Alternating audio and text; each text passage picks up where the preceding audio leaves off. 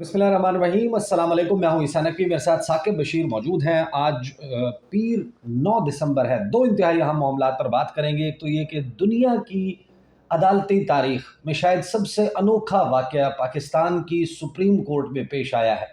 पूरी दुनिया की तारीख उठा ले, मेरा नहीं ख्याल कि इस किस्म की कोई भी मिसाल कहीं मिलती हो कि किसी चीफ जस्टिस रहने वाले शख्स को जुर्माना कर दिया जाए सुप्रीम कोर्ट ऑफ पाकिस्तान की जानिब से, और वो भी इस बुनियाद के ऊपर कि उनकी जो दरख्वास्त थी उस दरख्वास्त के ऊपर जो एतराज़ है उसकी बुनियाद के ऊपर ये काम किया जाए। यानी कि जो चीफ जस्टिस के ओहदे पर बैठा हुआ शख्स होता है, ज़ाहिर है कि वो कानून को समझता है, वो कानूनी नुकात को समझता है। तो ये क्यों कर मुमकिन हुआ कि पाकिस्तान की सुप्रीम कोर्ट ने अपने ही एक साबिक chief justice justice Jawad S Khwaja को 20,000 रुपये जुर्माना जो है वो कर दिया। ये जो सिविलियंस के फ़ौजी अदालतों में ट्रायल का मामला था, बड़ा इम्पॉर्टेंट केस था। उसके उस दौरान क्या हुआ, एक तो साकिब बशीर से उसके ऊपर बात करेंगे। दूसरा, जस्टिस मंसूर अली शाह जो हैं उन्होंने उसूल वाज़े कर दिया है और नून लीग को सुप्रीम कोर्ट में बड़ा झटका लगा है। आदिल बाज़ई की रुकनीत जो है वो मुअत्तल करवाई गई थी। इलेक्शन कमीशन ऑफ पाकिस्तान ने उनकी रुकनीत ख़त्म कर दी थी, लेकिन सुप्रीम कोर्ट ऑफ पाकिस्तान ने उनको बहाल कर दिया है। अब उसूल जो है वो बुनियादी तय किया है जस्टिस मंसूर अली शाह ने। जो 13 जनवरी का फ़ैसला था बल्ले के निशान का, उसके कॉन्सिक्वेंस में जो कुछ हुआ उसके नतीजे में मुस्लिम लीग नून जो है और हकूमती जमातें वो अपना हक जता रही थी कि वो कैंडिडेट्स जो कि इमरान खान की चाहे तस्वीर लगाकर इमरान खान के नाम पर वोट लेकर आए हों, लेकिन अगर वो हमारे साथ शामिल होना चाहते हैं तो हो सकते हैं। उस हवाले से कुछ बहुत ही अहम चीज़ें जो हैं वो वाज़ेह हुई हैं। सुप्रीम कोर्ट ऑफ पाकिस्तान का 3 रुकनी बेंच, उसने क्या फ़ैसला दिया, दोनों मामलात पर बात करेंगे। लेकिन आगाज़ में साकिब बशीर साहब, जो हुकूमत की इस्तदा थी कि फ़ौजी अदालतों को सिविलियंस के केसेस का फ़ैसला सुनाने की इजाज़त दी जाए, वो इस्तदा तो मुस्तरद हो गई, लेकिन एक ये बताएं कि कार्रवाई क्या हुई और क्या आपके इल्म में ऐसा कुछ है कि किसी साबिक चीफ जस्टिस को जुर्माने की सज़ा दे दी जाए? ऐसा वैसे कभी जो है वो ना सुना ना देखा, इस लिहाज से कि कभी जो है वो साबिक चीफ जस्टिस ऑफ पाकिस्तान उनको इतनी बड़ी जो है वो सज़ा के 20,000 रुपये जुर्माना। हमेशा से जो फ्रिवलस किस्म के केसेस होते हैं, फ्रिवलस किस्म की एप्लीकेशंस होती हैं, दरख्वास्तें होती हैं, जब अदालतों में आती हैं तो उन फ्रिवलस लिटिगेंट्स को या पटिशनर्स को ऐसी जुर्माने जो किए जाते हैं। आदि दरख्वास्त गुजारो। और एक चीज़ मैं वाज़े कर दूं, ये 20,000 मैटर नहीं करता। 20,000 रुपये कोई बड़ी रकम नहीं है, लेकिन ये जो सज़ा है, ये जुर्माना हो जाना, ये बेसिकली सुप्रीम कोर्ट की जानिब से ये कहा गया है कि ये जो लिटिगेंट है, ये जो इस्तदा करने वाला है, इसने इस्तदा जो है वो जेन्युइन ग्राउंड्स पर नहीं की, बल्कि आला तरीन अदालत का वक्त ज़ाया करने की कोशिश की। साबिक चीफ जस्टिस ने आला तरीन अदालत का जो है वक्त ज़ाया करने की कोशिश की, इसी वजह से ये जो है वो दी गई। इसका थोड़ा सा बैकग्राउंड भी है। ये दिसंबर 2023 में ये केस अपील में आया। अपील में आने के बाद इसमें जो है वो पहला फ़ैसला मुअत्तल हो गया, लेकिन सुप्रीम कोर्ट ने कहा कि जो ट्रायल चल रहे हैं उनके फ़ैसले जो है ना किए जाएं। तो होता ये रहा कि तकरीबन पिछले 3-4 समातों में, समातें एक महीने बाद, 1.5 महीने बाद समात होती थी, बहुत सारी फैमिलीज़ आई होती थी, और हर समात पे कभी जो है वो किसी एक जज पर इतराज़, कभी जो है वो लार्जर बेंच की इस्तदा, और कभी कोई और पॉइंट ऐसा होता था कि जो जवाद एस ख्वाजा है वो या कोई और दरख्वास्त गुजार कहता था कि जी इसको अर्जेंट कर दें, फ़लाँ लार्जर बेंच बना दें। तो इसलिए ये अर्जेंटमेंट्स चलती आ रही थी और सुप्रीम कोर्ट ऑफ पाकिस्तान पर बहुत ज़्यादा तनकीद हो रही थी, जजेस पर तनकीद हो रही थी। बोझ बना हुआ था कि आप एक सुप्रीम कोर्ट 1.5-2 साल हो गए हैं लोग जो है वो मिलिट्री की कस्टडी में है, तो एक आप क्वेश्चन ऑफ लॉ को डिसाइड नहीं कर पा रहे कि इन जो है वो 80-85 जो लोग हैं इनका ट्रायल कहाँ पे होना है, सिविलियंस की अदालतों में होना है या मिलिट्री कोर्ट्स में होना है। ये एक बुनियादी सा सवाल जो है उसके हवाले से तनकीद हो रही थी कि सुप्रीम कोर्ट पूरे मुल्क की बड़ी अदालत है। तो इस तनाजुर में थोड़ा सा इसका बैकग्राउंड चलता आ रहा था और उस तनकीद को भी यकीनी तौर पर उन्होंने जेल में रखा। इसीलिए अब उन्होंने ये फैसला किया है कि हम डे टू डे इसको सुनेंगे रोज़ाना। कल भी मतलब 10 दिसंबर को भी उसकी समाअत होनी है और आगे भी ये चलेगा। डे टू डे सुनकर अगले चंद दिनों में इस केस का फैसला भी आ जाना है। तो ये एक वजह थी कि साबिक चीफ जस्टिस को आज सुप्रीम कोर्ट ने जो है वो 20,000 रुपये जुर्माना جو کیا ہے.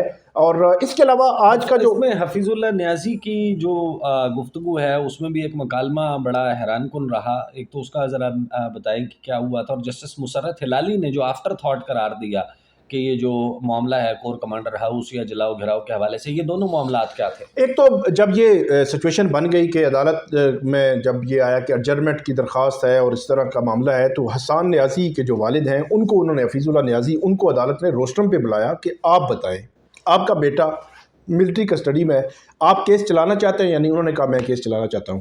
تو پھر عدالت نے کہا کہ یہی تو مسئلہ ہے, اور جو جواد خواجہ صاحب کے وکیل تھے ان کو کہا کہ آپ کا کوئی قریبی یا کوئی ایسا بندہ جیل اس کسٹڈی میں نہیں ہے, جیل میں نہیں ہے, تو اس لیے آپ کے جو تاثرات ہیں, آپ کے جذبات مختلف ہو سکتے ہیں ان سے جن کے ہیں. تو اس لیے پھر عدالت نے ان کی درخواست مسترد کی اور اس کے بعد اس کیس کو جو ہے وہ آگے چلانے کی جو ہے بات کی. ایک جو جسٹس مسرت ہلالی کے والے سے آپ بات کر رہے ہیں, وہ جو جگہ ہے, اس کو جو رہائش ہے, اس کو کیا مطلب آفس ڈکلیئر کیا گیا تھا, نہیں کیا گیا تھا؟ جسٹس مسرت ہلالی نے یہ سوال اٹھایا. لیکن سب سے بیسک یہ فوجی تنصیبات میں شامل ہوتا ہے یا نہیں, ہوتا ہے یا نہیں, بنیادی سوال یہ. اس کے علاوہ جو سب سے بیسک جو کویسچن اٹھایا ہے وہ اٹھایا ہے جسٹس نعیم اختر افغان نے. وہ یہ کہتے ہیں کہ یہ جو لوگ ہیں, پہلے 104-5 تھے, 20 لوگ نکل کے اب 84-85 لوگ ہیں. تو انہوں نے یہ کہا ہے کہ یہ جو لوگ ہیں, ان لوگوں کی جس وقت حوالگی ہوئی, حوالگی کا ایک طریقہ کار ہے, ملٹری کسٹڈی, ملٹری اتھارٹیز جو ہے وہ ایک ریٹن میں ایک اپلیکیشن لکھتے ہیں, اور اس اپلیکیشن میں یہ لکھتے ہیں کہ فلاں بندہ جو ہے وہ ہمیں ملٹری کی کسٹڈی میں چاہیے. یا تو اگر تو وہ ATC میں کیس چل رہا ہو تو ATC کا جج دیکھتا ہے, یا کوئی مجسٹریٹ ہو تو مجسٹریٹ دیکھتا ہے, وہ دونوں طرف کو سن کر اس کا فیصلہ کر کے ان کو حوالگی جو ہے دے دیتا ہے. تو وہ ایک اسپیکنگ آرڈر جس کو آپ کہتے ہیں کہ ریزننگ جو وجوہات ہیں ان کے ذکر کیا ہوا ہو کہ کس وجہ سے یہ ملٹری کی کسٹڈی میں دیا جا رہا ہے. تو وہ پوچھ رہے تھے کہ کیا وہ آرڈر ریکارڈ پہ ہے. تو جواد جو خواجہ حارث ہے, انہوں نے یہ سوال, انہوں نے کہا کہ یہ سوال لکھ لیں, آپ نے اس کا جواب دینا ہے. انہوں نے اس وقت جواب نہیں دیا. تو بڑا ہی بیسک کویسچن ہے کہ کیا ایسا کوئی چیز ہے وہاں پہ. پھر گورنمنٹ کی جانب سے یہ کہا گیا, جب جو حفیظ اللہ نیازی ہیں انہوں نے یہ کہا کہ میرا بیٹا پچھلے 2.5 سال سے, پونے 2 سال سے جیل میں ہے, اور اس کی اگر آپ جو ہے وہ جوڈیشل کر دیں تو وہ اس کی ضمانت بھی ہو جاتی ہے, اتنے عرصے میں سارا کچھ ہو جاتا ہے. تو اگر جوڈیشل کر دیا جائے تو یہ معاملہ ہی ختم ہو جائے, ہم جو ہے ضمانت پہ چلے جائیں, بعد میں کیس چلتا رہے. تو عدالت نے ایک تو حفیظ اللہ نیازی کی درخواست بھی مسترد کی, اس کی استدعا, لیکن گورنمنٹ نے ساتھ کہا کہ ہمیں جو فیصلے ہیں وہ مطلب اس کا ٹرائل کا آگے بڑھانے یا اس کا فیصلہ کرنے یا اس کے حوالے سے اجازت دی جائے. لیکن گورنمنٹ کی استدعا بھی مسترد کر دی گئی. اب اس پورے ملٹری جو ٹرائلز والے معاملے میں اگلے میرے خیال میں چند دنوں میں فیصلہ آ سکتا ہے. اور فیصلہ بالکل سادہ الفاظ میں اگر آپ کو بتائیں کہ ان جو سیولینز ہیں ان کے ٹرائلز ملٹری کورٹس میں ہو سکتے ہیں یا نہیں ہو سکتے, اس پوائنٹ پہ فیصلہ آنا ہے. کیونکہ پہلے تو جو فیصلہ آیا تھا اب اس کے خلاف اپیل ہے.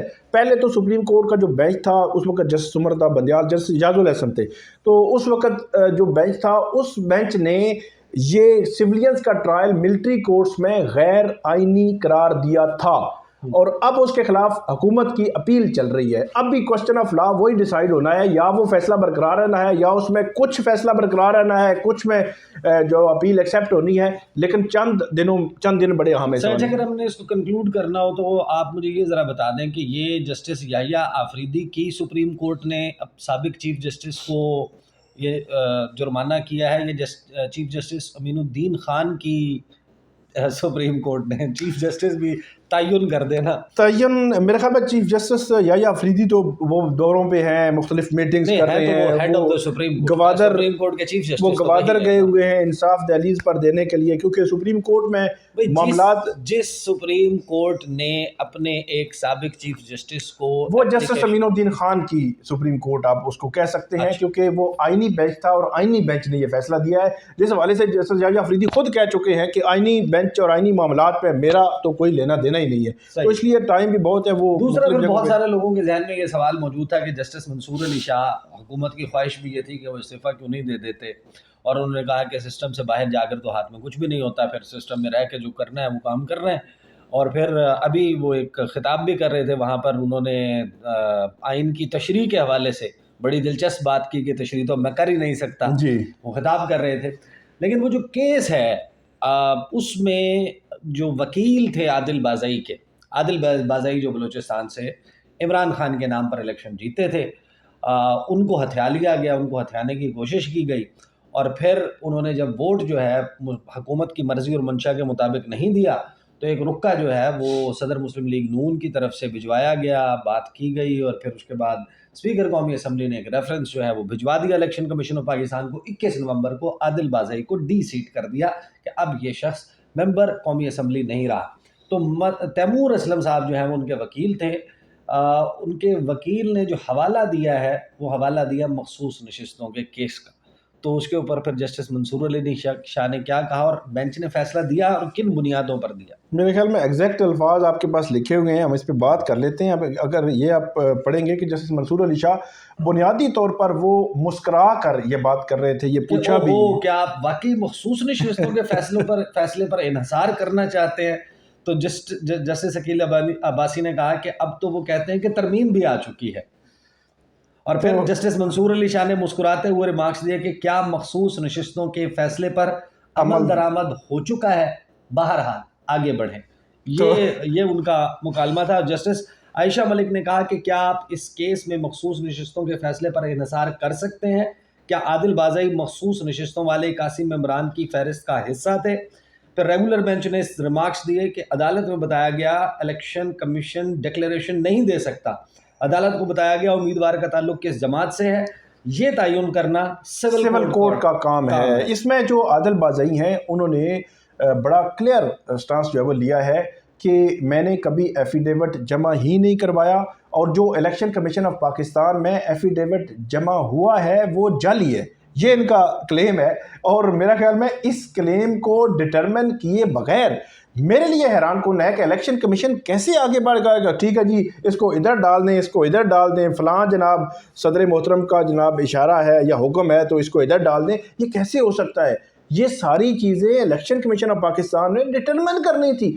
ایک ممبر نیشنل اسمبلی ایم این اے ہے، قومی اسمبلی کے پارلیمان کے وہ ممبر ہے، اب ان کا کہنا، ان کا جو انہوں نے مطلب آپ کے سامنے کہہ رہے ہیں کہ یہ چیز بھی غلط، یہ بھی غلط، یہ بھی غلط، میں نے ووٹ عمران خان کے نام پہ لیا، پی ٹی آئی کے نام پہ ووٹ لیا، ایس آئی سی میں نے جو ایفیڈیوٹ جمع کروایا وہ کہاں پہ گئی ساری چیزیں؟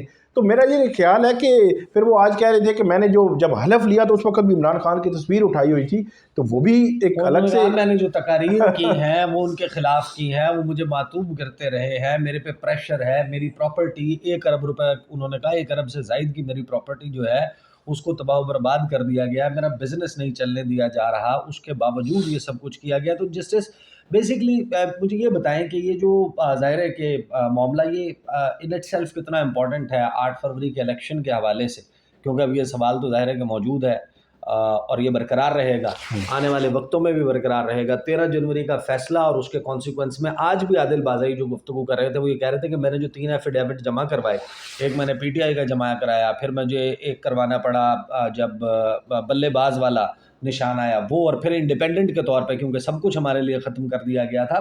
اس کے بعد وہ کہتے ہیں کہ میں ممبر بنا اور اس کے بعد میں نے سنی اتحاد کونسل کے لیے وہ کیا تھا، لیکن اس کو نہیں مانا گیا اور پھر ایک جال سازی کر دی گئی۔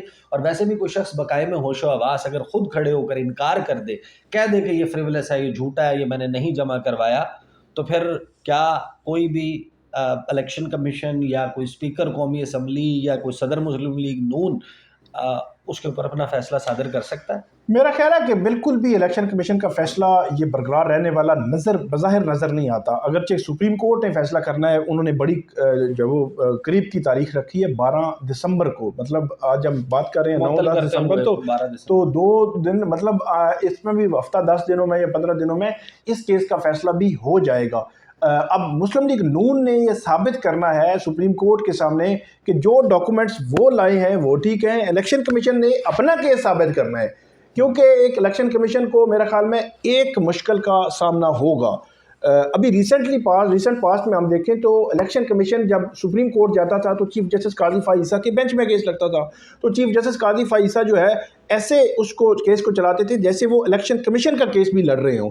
الیکشن کمیشن کے آگے جو ہے وہ ایک ڈھال بنے ہوتے تھے کہ الیکشن کمیشن کو آپ نے کچھ نہیں کہنا. بالکل الیکشن کمیشن آزاد ادارہ ہے، آئینی ادارہ ہے، اس کو کچھ نہیں کہنا. تو اب یہ مشکل ہوگی الیکشن کمیشن کو کہ اس کو اپنے دلائل خود ہی دینا پڑیں گے، خود ہی کیس ثابت کرنا پڑے گا اور پھر خود ہی کیس جو ہے لڑنا پڑے گا. صحیح. اچھا، فائنلی بس مجھے یہ بات ذرا کوئکلی بتا دیں کہ جو عادل بازئی کے وکیل ہیں تیمور اسلم صاحب، ان کا مخصوص نشستوں کے کیس کا حوالہ دینا تو لامحالہ اب جب اس کیس کو نمٹایا جائے گا، اس کا جب فیصلہ لکھا جائے گا، تو کیا یہ موقع نہیں مل گیا اس 3 رکنی بینچ کو کہ مخصوص نشستوں کے کیس کے فیصلے پر عمل درآمد نہ ہونے کے حوالے سے اب اپنے آرڈر میں کوئی چیز لکھ دیں، ایسی لکھ دیں جو کہ حکومت کے لیے پریشانی کا سبب بن جائے؟